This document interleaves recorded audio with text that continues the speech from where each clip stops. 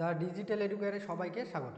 আমি আজকে নিয়ে এসেছি একাদশ শ্রেণীর শেষ মুহূর্তের বাংলা বিষয়ের সাজেশন। তাই সবাই ভিডিওটা না টেনে দেখতে থাকো। চলো দেখে নেওয়া যাক। প্রথমে আমি গল্প বিষয়টা রেখেছি। তোমাদের গল্পের থেকে একটা বড় প্রশ্ন থাকে। দেখো গল্পের থেকে কোন প্রশ্নগুলো এবার করবে।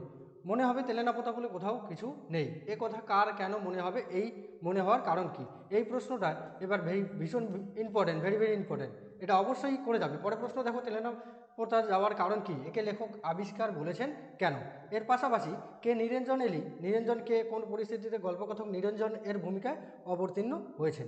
পরের প্রশ্ন দেখো, কর্তার ভূত। তোমাদের কর্তার ভূত গল্প থেকেও এই প্রশ্নটা অবশ্যই করবে। কর্তার ভূত কি নিছক ভূতের গল্প নাকি রাজনৈতিক রূপক কাহিনী? এটা ভেরি ভেরি ইম্পর্টেন্ট এবারের জন্য। তারপরে দেখো, ডাকাতের মা গল্প অবলম্বনে সৌখীর মায়ের চরিত্রটি। ডাকাতের মা গল্পের থেকে একটাই দিয়েছি। তারপরে দেখো, ওরে অবোধ আমার ধারণা নেই ছাড়াও নেই, তোরা ছাড়লে আমার ছাড়া। এখানে কার ধরা ছাড়ার কথা বলা হয়েছে এটা অবশ্যই দেখে যাবে। এরপরে দেখো কবিতার থেকে, এরপরে কবিতা নয় প্রবন্ধ আছে। দেখো, সংক্ষেপে গ্যালিলিও ছাত্র জীবনের বর্ণনা দাও। এই প্রশ্নটা এবারের জন্য খুবই ইম্পর্টেন্ট, আর অবশ্যই খাতার মধ্যে প্রশ্নগুলো টুকিয়ে নেবে। তারপর দেখো, হে ভারতের শ্রমজীবী, শ্রমজীবী সম্পর্কে স্বামী বিবেকানন্দের ধারণা। এটা সুয়েজখাল থেকে। পরের প্রশ্ন দেখো, জাহাজের পিছনে বড় হাঙ্গর ভেসে যাওয়া, ভেসে বেড়াচ্ছে, প্রবন্ধকারের অনুসরণে হাঙ্গরে ভেসে ভেসে বেড়ানোর দৃশ্য নিজের ভাষায়। এর পরের প্রশ্নগুলো দেখো, এগুলোও করবে। হ্যাঁ, তারপরে দেখো কবিতা। কবিতার থেকে দেখো প্রথম প্রশ্ন আছে, নীলোধ্বাজের প্রতি জনা, কবিতায় জনার ক্রুদ্ধ অভিমানী স্বর কীভাবে ধরা পড়েছে? এই প্রশ্নটা ক্লাস 11-এর জন্য এবার খুবই ইম্পর্টেন্ট। পরের প্রশ্ন দেখো, মহারথী প্রথা কি? হে এই মহারথী প্রথা কি? কে কীভাবে এই প্রথার উল্লেখ করেছেন তার বর্ণনা দাও।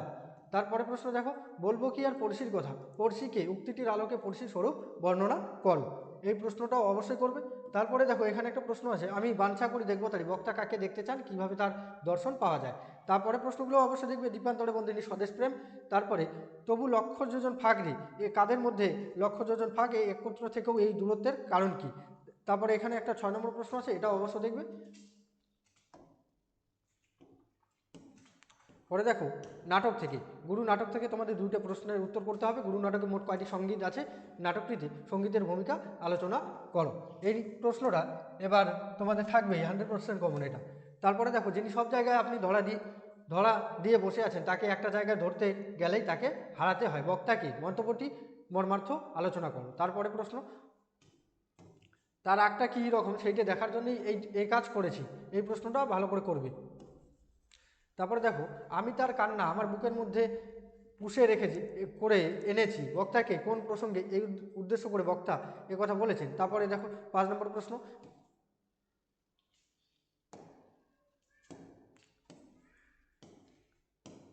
তারপরে দেখে নাও সাহিত্যের ইতিহাস থেকে, চর্যাপদে পুঁথি কে আবিষ্কার করেন? সন্ধ্যা ভাষা বলতে কী বোঝো? জগতের তৎকালীন সমাজ জীবনের যে প্রতিফলন দেখা যায় তা সংক্ষেপে লেখো। এটা চর্যাপদে তৎকালীন, এটা চর্যাপদে হবে। হ্যাঁ, চর্যাপদে তৎকালীন সমাজ জীবনে যে প্রতিফলন দেখা যায় তা সংক্ষেপে লেখো। এই প্রশ্নটা এবার তোমাদের থাকবেই। দেখো, পরের প্রশ্ন, কে কবে শ্রীকৃষ্ণ কীর্তনের পুঁথি আবিষ্কার করেন? কাব্যটির সংক্ষিপ্ত পরিচয় দাও। তারপরে গীতিকাব্য, এই 3টা প্রশ্ন অবশ্যই করবে। তারপরে দেখো, শ্রীকৃষ্ণ বিজয় কাব্যের রচয়িতা, এর পালে এই প্রশ্নটাও দেখে যাবে। তারপরে লোককথা কাকে বলে, এই এখান থেকে একটা প্রশ্ন থাকে, লোককথা কাকে বলে। তারপরে রবীন্দ্রনাথের কাব্যগুলির কাল অনুসারে বিভাগ করো, প্রতি বিভাগের একটি করে কাব্যগ্রন্থের নাম লেখো। এরপরে দেখে নাও ভাষা থেকে কি কি প্রশ্ন করবে। ভাষা, মিশ্র ভাষা কাকে বলে? এই ভাষার 4টি বৈশিষ্ট্য উল্লেখ করো।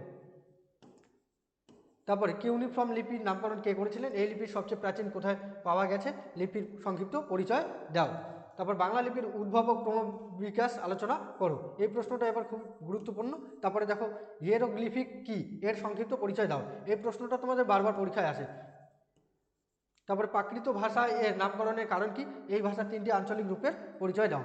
আর যে প্রশ্নগুলো আমি স্টার মার্ক দিয়েছি ওগুলো অবশ্যই করে যাবে, ওগুলো থেকেই প্রশ্ন হবে এবার তোমাদের একাদশ শ্রেণীর প্রশ্নে, বাংলা প্রশ্নে। তারপরে দেখো, আন্তর্জাতিক গল্প ও ভারতীয় কবিতা।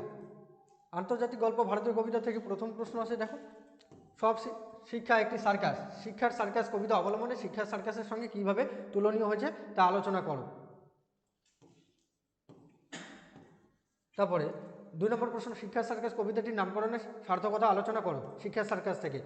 এখান থেকে তোমাদের একটা কবিতা আর একটা গল্প আছে, যে কোনো যদি কবিতাটা ভালো করে করো তাহলে গল্পটা করার দরকার হবে না। তারপরে দেখো যদি সব শ্রেণী পাস শেষ হয়ে যায়, আমি তবু পরের শ্রেণীতে যাবো, পংক্তিটি এই দুটির ব্যঞ্জনার্থ ব্যাখ্যা করো। তারপরে বাড়ির মালিকের অবশ্যই বিলাপ করার কোনো কারণ ছিল না, এটা তোমাদের বিশাল ডানাওয়ালা এক থুরথুরে বুড়ো গল্প থেকে নেওয়া হয়েছে, এই প্রশ্নটা অবশ্য করবে। তারপরে দেবদূতের আবির্ভাবে পেলাইও এলিসেন্ডার দারিদ্র কীভাবে দূর হয়েছিল তা বর্ণনা করো।